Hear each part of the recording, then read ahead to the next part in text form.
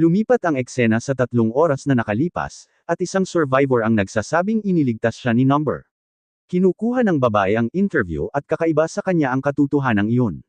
Ipinaliwanag ng survivor na iniligtas siya at ang pamilya niya. Tinanong ng babae kung ang biktimang nakita nito sa insidente ay ang dati niyang kasintahan. Sabi ng babae, napakabait pa nga ng tawag niyang iyon, isa itong ganap na siraulo na gumawa pa ng eksena sa harap ng bahay niya. Sinabi ng babae na ang biktimang iyon ay pinatay ni Number, at tinanong niya kung anong nangyari pagkatapos.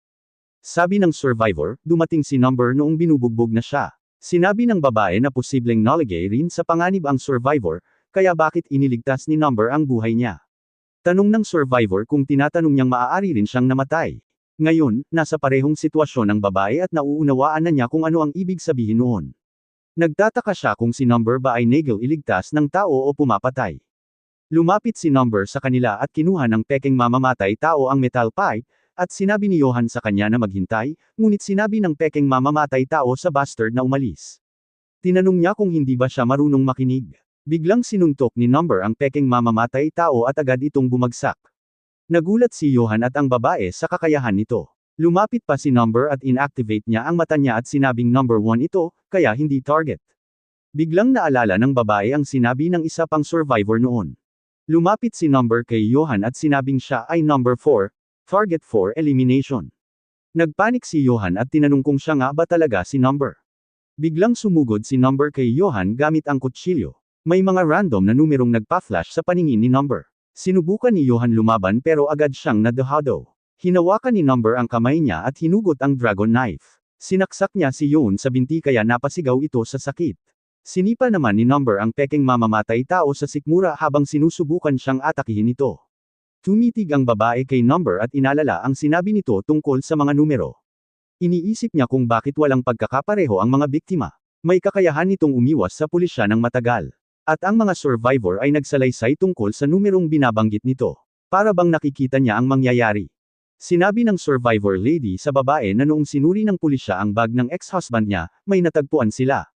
May gasolina at burner sa loob. May plano itong magsimula ng napakalaking sunog.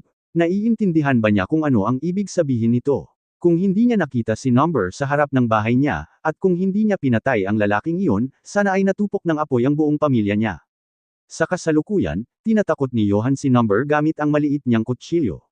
Ngunit inapakan lamang ni Number ang ulo nito, ipinapakita kung saan talaga siya nararapat.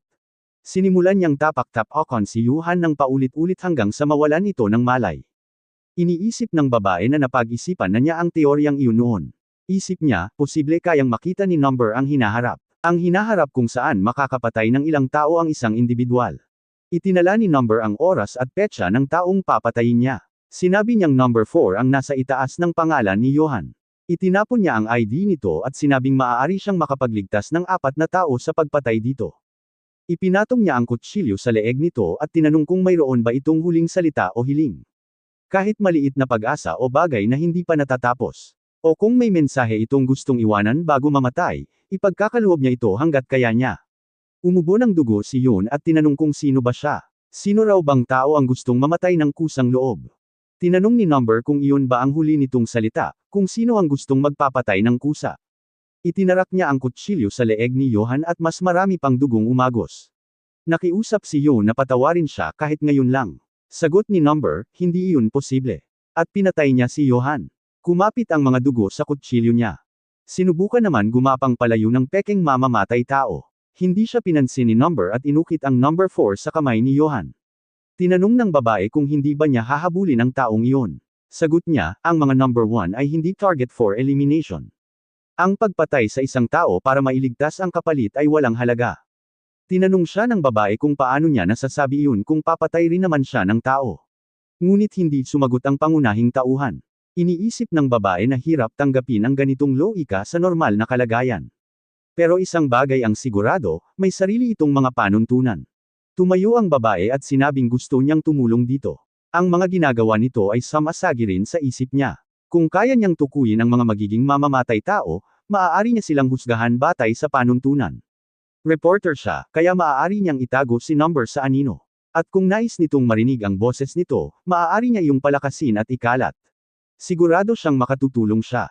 Tumayo si Number at tinanong kung pareho ba sila ng iniisip. Hinubad niya ang kanyang maskara at sinabing mas mabilis niya ngayong masasabi ang mga salita. Tinanong niya ang babae kung mayroon ba itong huling hiling o huling salita. Nagulat ang babae at tinanong kung ano ang ibig niyang sabihin. Ginamit ni Number ang kapangyarihan niya at nakita ang number 12 na nakasulat sa ibabaw niya, ibig sabihin, papatayin niya ang 12 tao sa hinaharap. Maya-maya, dumating ang mga pulis sa eksena at tinakpan ang bangkay.